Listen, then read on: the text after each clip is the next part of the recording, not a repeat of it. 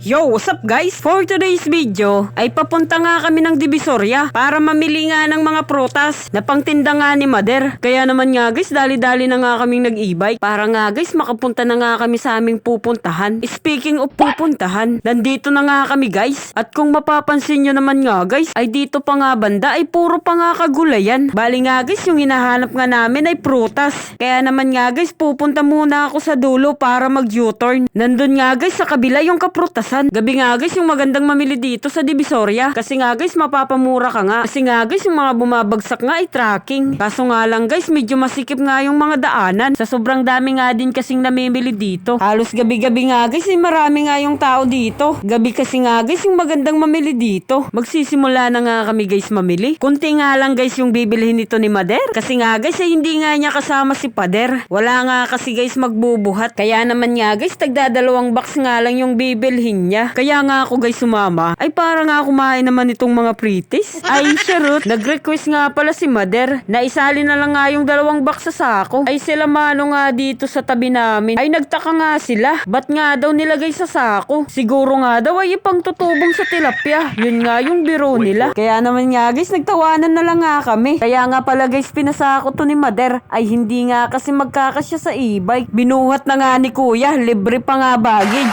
Nag-request nga pala to si Kuya. Nabidyohan ko nga daw siya. Isama ko nga daw sa vlog. At kahit nga guys hindi niya sabihin, ay gagawin ko naman nga talaga. Ay charot. Bali nga guys yung tagabantay nga nung pinamili namin, yung kapatid kong isa. Pakatapos nga namin guys sa orange, ay dito naman nga kami sa grapes na kulay green. Kaya naman nga guys, tamang pili naman nga dyan si Mother. Ay hindi ko na nga pinakita sa inyo yung tinikman ko na namang pretties. Baka sabihin nyo naman napakasiba ko na talaga. Ay charot. Yun na nga guys, tinatali na nga ni Kuya para nga malagay ko na sa e-bike. Inihatid ko muna nga tong grip sa e-bike. Kasi nga guys, pupuntahan ko pa nga doon si Mama kasi nga namimili ng limon. Pagdating ko nga dito, tinatali na nga ni Kuya. Kaya naman nga guys, ihahatid ko muna nga to ulit sa e-bike. Ito nga guys yung ating trabaho ngayong gabi, yung maghakot. Pagbalik nga natin dito guys kay Mother, ay may hahakutin naman nga tayong grip. Seedless daw kung tawagin. Ay habang busy nga dyan si Mother mamili, ay ako naman nga dito sa gilid, ay busy nga rin tumikim naman ng pretties. Ay charot, 4 na basket nga yung kukunin nito ni Mother. Kaya naman kinuha ko na nga yung e-bike, nilapit ko nga lang dito. Kasi nga guys, napakahasin nga maghakot-hakot. At yun na nga guys, tapos na nga kaming mamili. Kaya naman guys, ihahatid muna namin to sa Sulis. Kinabukasan nga guys, ay uuwi na nga si Mother sa Bicol. Kaya naman nga guys, ihahatid nga namin siya sa Petix. Bali nga guys, mauna muna nga kami dito ni Nog. Nagsabay nga lang ako sa kanya. Kasi nga guys, ang daming bagahe ni Mother. Ay hindi nga magkakasya sa isang sasakyan. Kaya naman nga guys, mauna muna nga kami. Bali sa Petix na nga lang kami mag-aantay sa kanila. Nandito na nga pala kami guys. Ay hindi ko na nga binidyohan yung pagpunta namin dito. Napakalayo nga din kasi ng Petix guys. Hahaba masyado yung ating video. Kaya naman nga guys, kung mapapansin nyo naman, ay nandito na nga kami. At yun na nga guys, kakarating nga lang nila Mother. Kaya naman nga guys, simulan na natin para maghakot. At yun na nga guys, kung mapapansin nyo naman, ay hindi ko nga ngayong kasama si